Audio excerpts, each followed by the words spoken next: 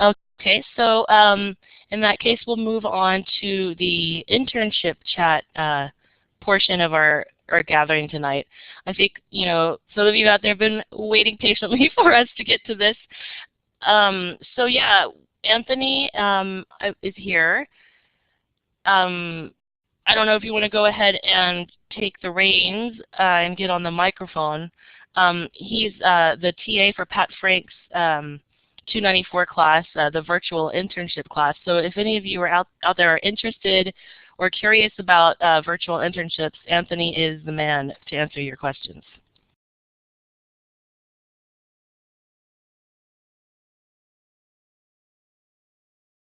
Hey, actually, I just saw Lizette's chat. So Anthony, if you could hold on just a second, Lizette, go ahead and make an announcement about newsletter submissions. This is another great way for you, chapter members to get involved without, you know, a long-term commitment of being on the board. Yes, I just wanted to ask anyone and everyone who likes to write or wants to write or is thinking about writing to please get in touch with me, and I will write my email address in the chat box. If you would just get in touch with me, I can help you develop ideas. I can work with you to flesh out your stories. So don't be shy. If you're at all interested in getting something, seeing your name in print for the newsletter, get in touch with me, and I will, there's my email. I will be very happy to work with you to get a story together. Thanks all. Awesome, thanks, Lizzie. Yes, I definitely also join Lizette in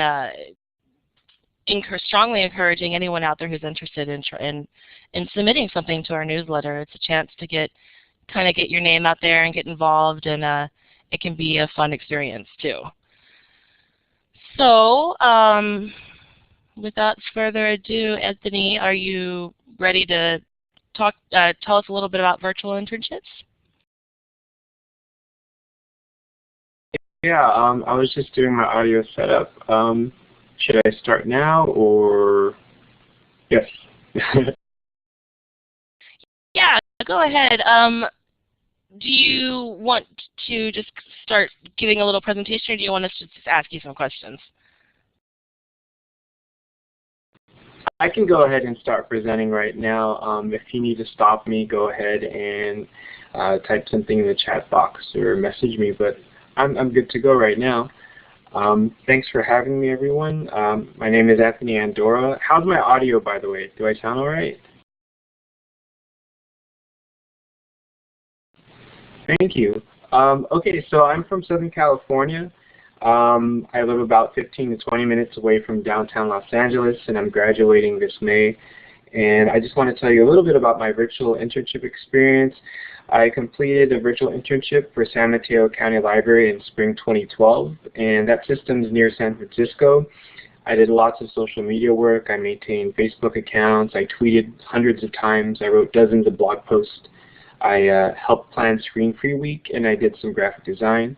In fall 2012, I did a hybrid internship for Torrance Public Library, mostly Facebook work, and I created 2 online pathfinders. I also wrote a proposal for the library to adopt Goodreads, and this is being implemented right now, and I'm still helping out with this as a volunteer. I also have been a student research assistant for Dr. Pat Frank since last fall. At the time, she was only in charge of virtual internships, but this semester, she became the coordinator of the entire internship program. So I've been running both the main internship blog, which is sort of new, and the virtual internship blog for SLIS.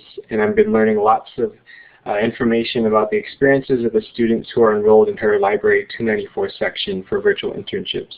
So I won't be telling you too much more about my own experiences, but you can ask me about them later. What I really want to share is my, quote, expertise regarding virtual internships. And the most important thing is that virtual internships are legit. They are real. And that means real work happens. One of the things I do as a student assistant is I'm constantly scouring the web for anything about virtual internships. And the general consensus seems to be, as it's reflected in articles in USA Today, the New York Times, the Wall Street Journal, is that virtual internships are real organizations host them, and they occasionally lead to job offers.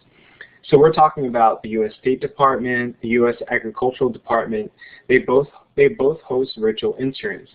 And in the past, the American Film Institute, the California Department of Justice, the Huntington Library, and so many academic, public, and law libraries have posted listings in the SLIS internship database for virtual interns.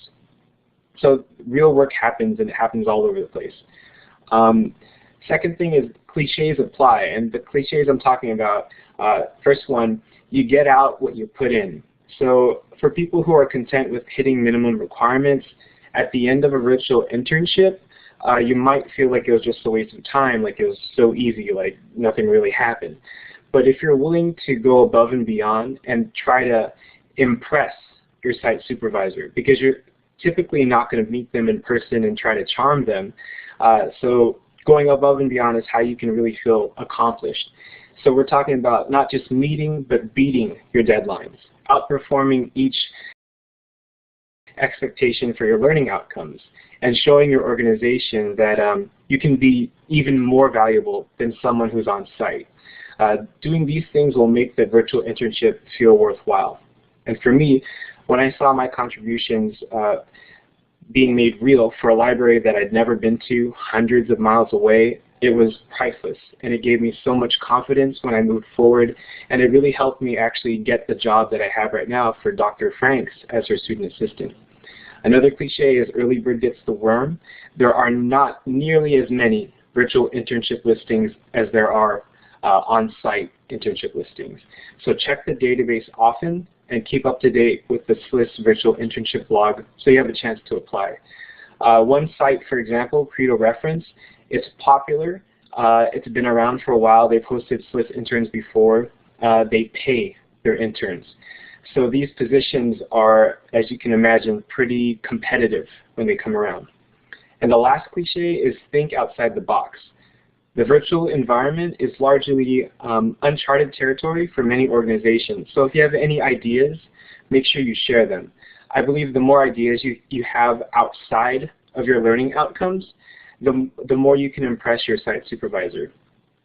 For example, in the past there was a virtual intern who was helping San Francisco Public Library with their YouTube revamp, and she noticed, on the library webpage that they were missing that a prototypical Connect with Us social media section, where there's buttons and icons that link to the library's accounts. And so, she wasn't responsible for this, but she thought, I'm going to bring this up and I'm going to suggest that they add that. And, it really benefited their organization. They instituted her suggestion rather quickly. So keep your eyes open and think outside the box of your learning outcomes, and be willing to speak up when you see an opportunity to help out. Now, tangible experience. So the work you do as a virtual intern kind of has upside over some of the menial tasks that you might do on site, because virtual work tends to be quantifiable. If you're doing social media, how many blog posts or how many tweets did you produce? If you're doing cataloging, how many records did you work on or create? If you're doing instructional work, how many video tutorials did you work on? How many views did they get? If you did surveys, how many responses did you get? So you can quantify the work that you do, and these look great when you put them on your resume because you prove that you get results, that you're actually doing something. So yeah, virtual internships are legit, but there are lemons, unfortunately. As a student assistant, I've been privy to some of the experiences that weren't turning out so well for SLIS students. There are site supervisors out there who are less than ideal. Absentee, uncommunicative, ill-prepared, or it's their first time hosting. And these problems exist for normal on-site internships, but when it comes to the virtual experience, it's such a big detraction because there's no solution unless your site supervisor fixes things. So here's my advice on how to deal with lemons and potential lemons. First, do your due diligence before. Try to avoid any lemons. So when you're looking for virtual internship sites to apply to, look for repeat sites. Look for sites that have experience dealing with virtual interns, because they will know, how things go or what to do. Or apply to an internship site that you know has a vested interest in your experience as a SLIS student intern. For example, our very own King Library has had virtual internship listings in the past, so you could imagine that they would be interested in giving you a good experience. Also, when you're in your interview stage, make sure you ask your site supervisor questions. Have you ever worked virtually before, or had a virtual worker work under you? Is there enough work to do if I move quickly, if I get past my learning outcomes early on? Are my duties in concrete, or can they change? And once you get an internship, really make an effort to talk to your site supervisor before the semester begins, so you can build up a rapport and gauge their communication styles, so you know how to interact with them, so you're not surprised once the semester begins. So during your internship, be proactive. There's been plenty of examples of poor situations turning around after the intern makes an effort not to just give up. For example, if you don't have enough work to do, be assertive. Really go above and beyond when you finish a task and show them how capable you are, so that they can assign you something else, or even propose a new project that you can think of that's outside of your learning outcomes. And also, so if things aren't going well, make sure you tell your SLIS faculty advisor as soon as possible, so that you have an advocate on your side to help improve the situation. And third thing about lemons, you can help fix things later on. Write your feedback in the mandatory review that you have to submit to the school. You're going to help determine whether an internship site still is fit to be offered to SLIS students or not. And also consider diplomatically explaining your experience on the Virtual Internship Blog, so that others can read about it and they can learn from your own experience. Finally, on-site and virtual internships are just different. In my opinion, introverts can thrive in a virtual internship. A lot of the time you're going to be working by yourself. If you're task-oriented and you don't necessarily crave office chatter, or you're not really looking forward to meeting new people, you might enjoy a virtual internship more than an on-site one. However, you will miss out. For on-site internships, a huge part of that experience is learning how to interact with others in a professional setting and navigating organizational culture. And typically, this won't happen with a virtual internship, so you're going to miss out on this. This semester, one of the students in the D2L section has expressed, the absence of the mentor-mentee experience the student was hoping for. And you typically get that when you work in person with an LAS professional. But you have to keep that in mind when you go for a virtual internship. That might not be a possibility. They might be too busy to do more than plain supervise you. So when you're looking for an internship, be honest with what you want out of it and let that guide your search. Finally, I think some work is better suited for for different environments. For example, cataloging seems pretty ideal in a virtual environment. Last semester there was tons of cataloging internships. It's because you don't have to interact as much with others, except for receiving instructions and turning in your records and revising your records and things like that. So it really works well virtually. Same goes for social media. You can do everything behind your own computer rather than having to go somewhere and use someone else's computer to do your social media. But also, there's a lot of things that work well on site, or only work for on site. If you want to do story time or work in youth services with children, or you want to sit at a reference desk, definitely just go for an on-site internship, unless you can find a virtual one where you could do virtual reference. So that's pretty much all I have to say about virtual internships in general. If anyone has any questions, go ahead. I'm sorry if I spoke too quickly. I just wanted to get everything in and not drone on too long. So I'll go ahead and turn off my mic right now.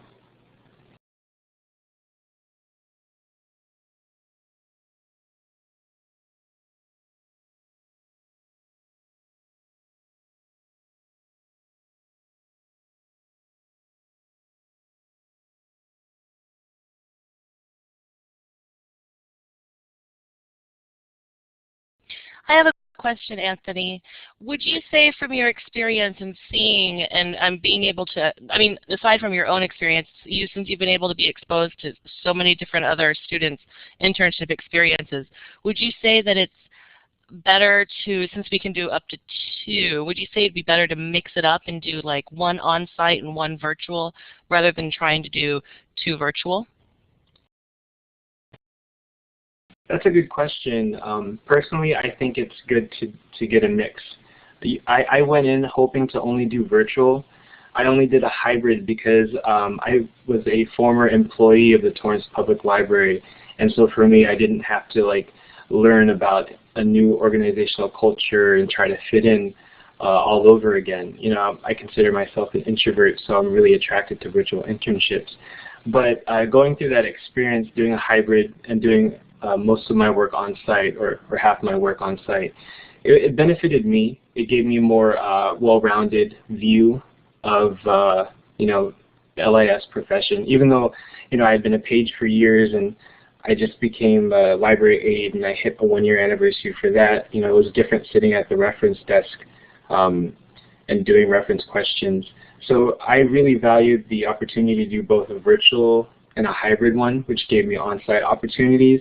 And if you have 0 library experience, I recommend, you know, try to work at a library, even if it just means volunteering or interning on site, because you need to learn how to work with others in person, because I don't know how many opportunities there are out there for purely virtual work.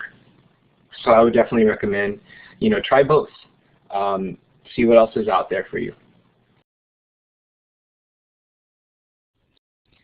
Thanks, that was really great. I have a follow-up question. Oh wait, let's do Lizette's question there.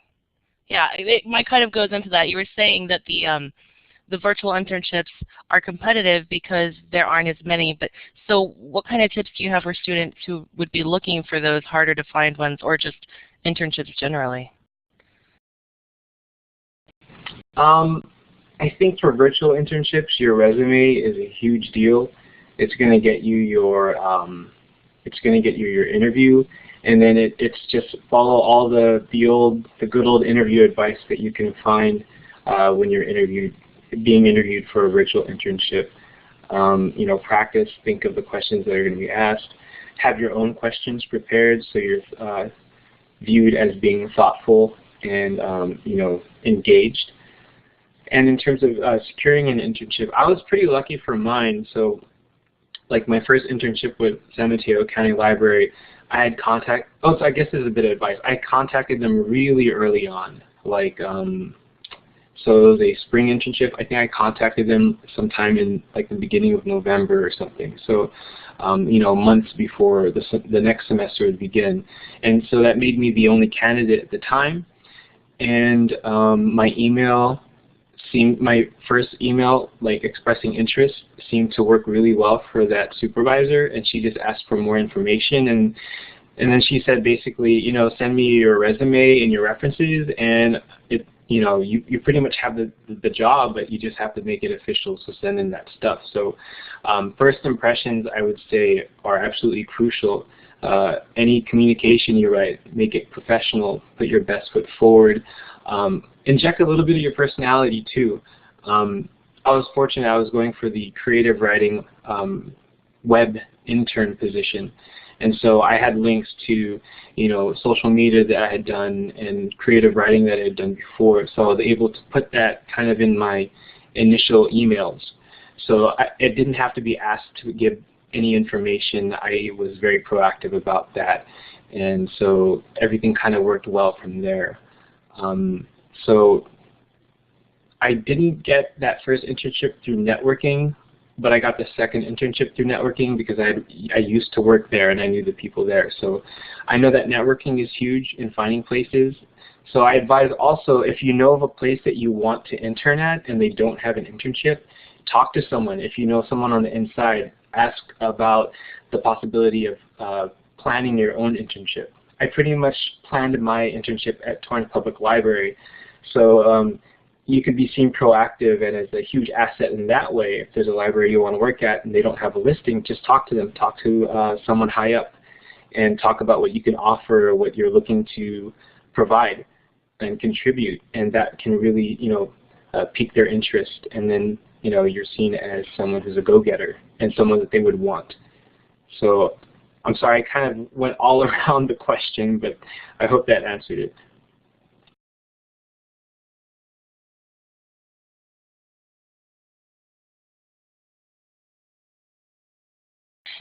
No, that was totally a great response, and you've given us a lot to think about, which is really awesome. I just wanted to open it up to see if people have any other questions,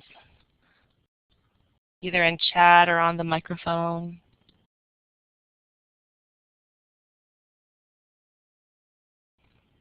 Megan, do you want to share some of your experience about, are you talking about your experience in securing an internship through networking? Yeah, let me make sure you can all hear me too, if I can get a smiley face from people. Okay, great.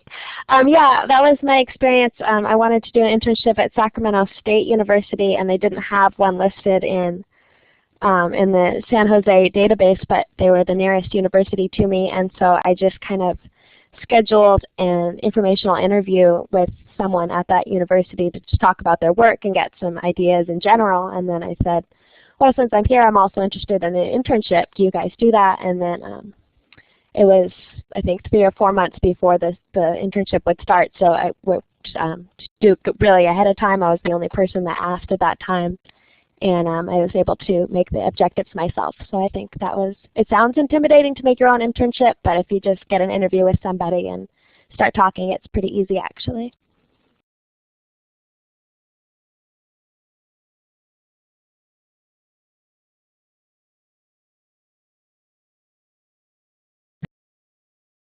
I could go ahead and answer Alice's question.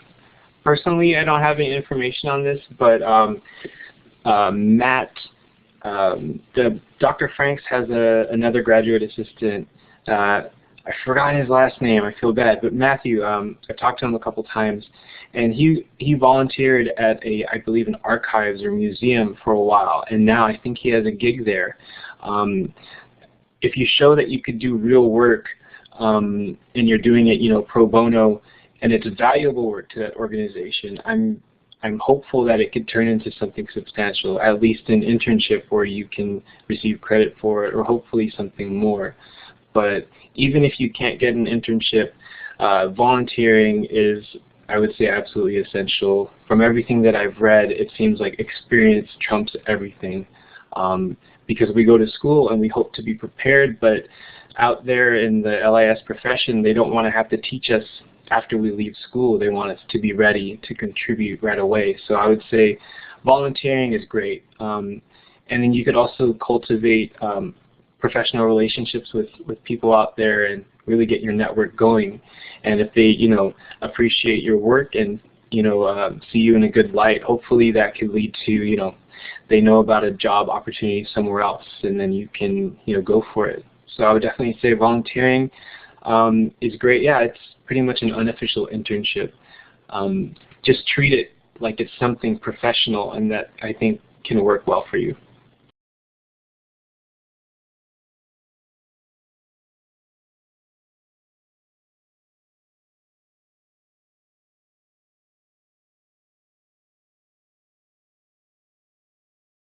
Okay, I see Jessica's question. How difficult was it for you to work with SJSU? It wasn't too difficult.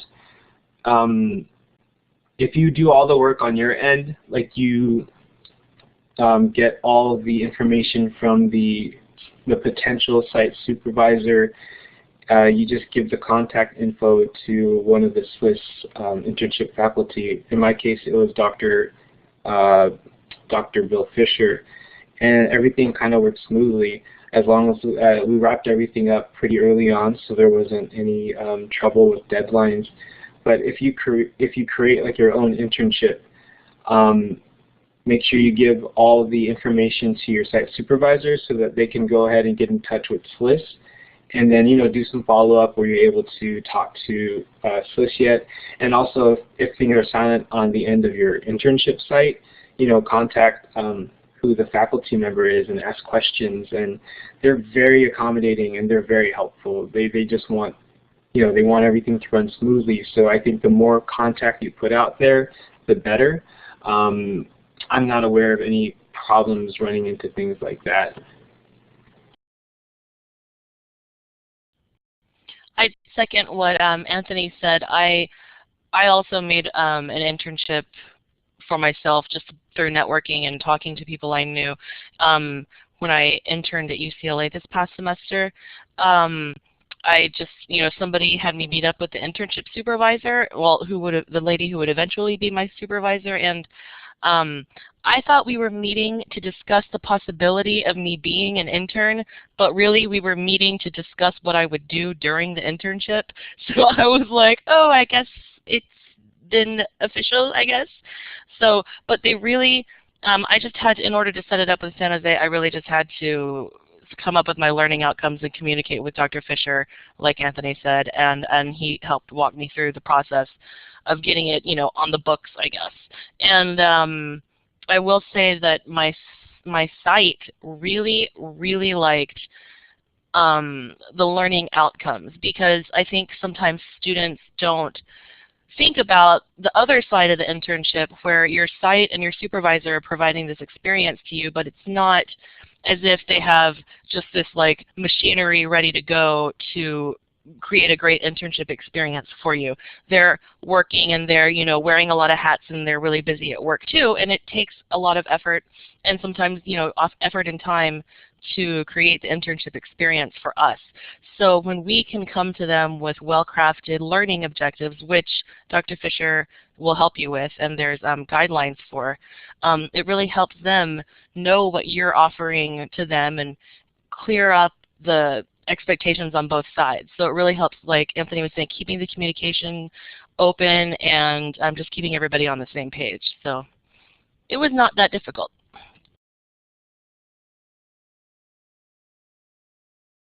I guess to follow up on that, if you put in the effort beforehand and you put everything together and all they literally have to say is yes or no, I think if you do all that work ahead of time, they're going to want to say yes. They could see what you can do for both sides, and they would want to have you work with them. So I guess approach it looking at it like, I just want you to say yes, so here's why you're going to say yes, instead of looking at it like I guess a mystery or wondering what you can get out of it. Like, know ahead of time what you can give to them so that you can get the experience that you want. So yeah, just go for that yes.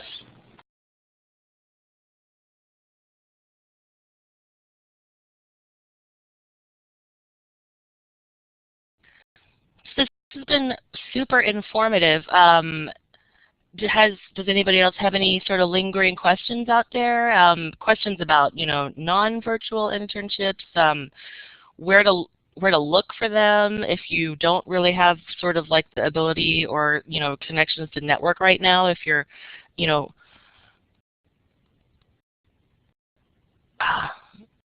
Lizette just posted a good link there.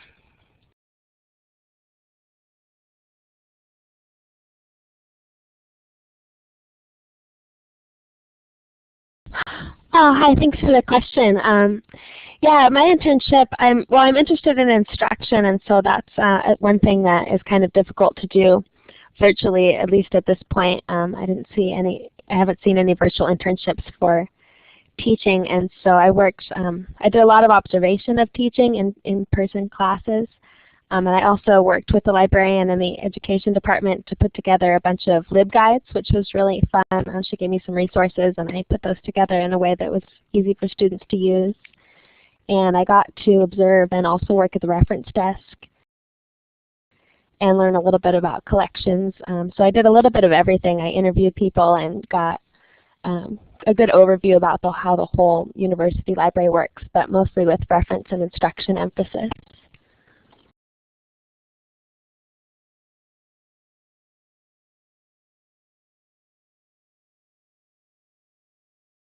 And I think, with the making your own objectives too, it can be really hard. I think the hardest thing for me was thinking, well, I'm going into this organization and I don't really know what they need. I have these skills, but I don't know where they fit in. And so I think communicating is really important too, and not being intimidated, because I think we'll probably all go through that.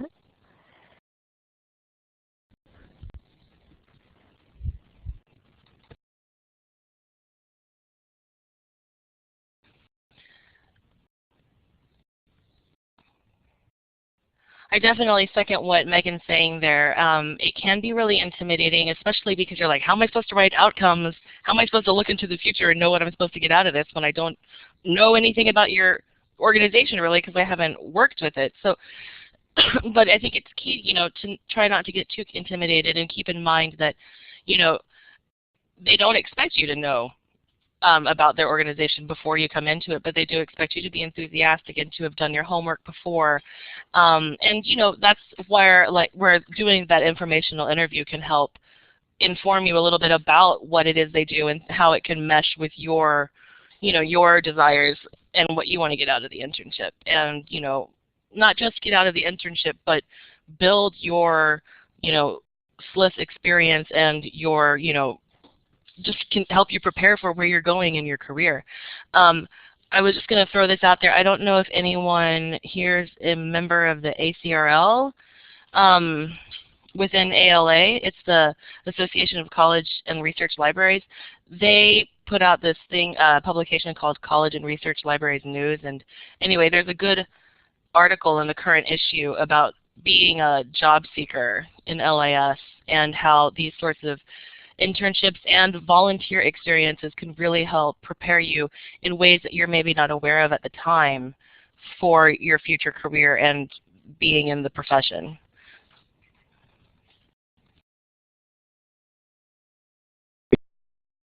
Back on what Megan said and what Jennifer said, like on one end of the spectrum, the LIS profession, it seems like everyone in it does it because they love the work and they want to help people. So they are invested in, future LIS professionals.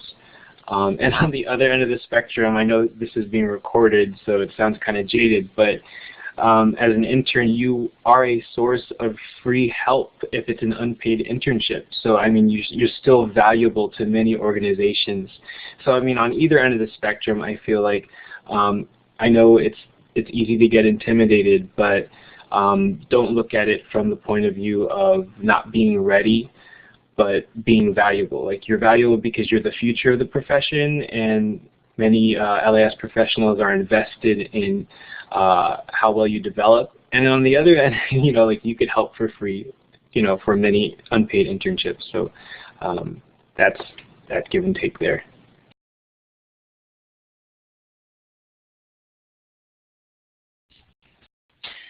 Excellent point. One of many excellent points that Anthony has shared with us tonight. It's been a really great discussion. I don't know if anyone has any sort of questions out there still, or if Anthony has any, closing remarks or anything, but I think we've covered a lot of ground.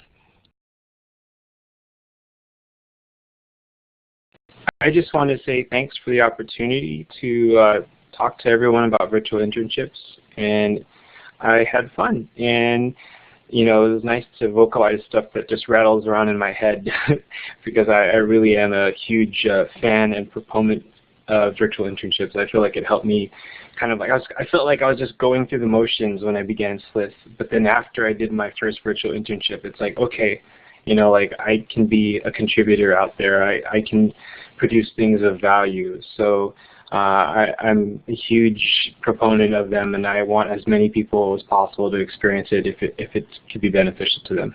So thanks again. Thanks to everyone.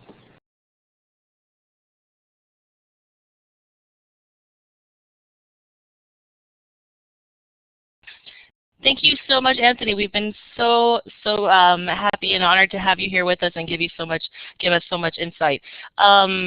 With that, I guess we'll close shop here and see everybody at the next event. Our next business meeting is May 7th. But we will possibly be having an info session soon on the next year board elections.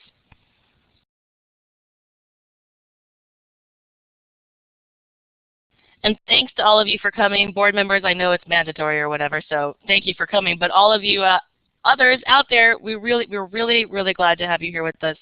And we're thankful that you took some time out to attend.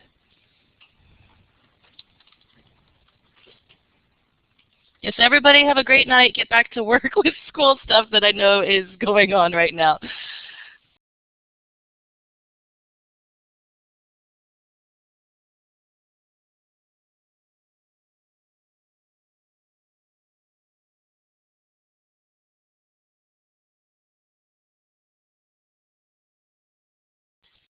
Hey, Anthony and Lizette, thanks so much. That was really awesome.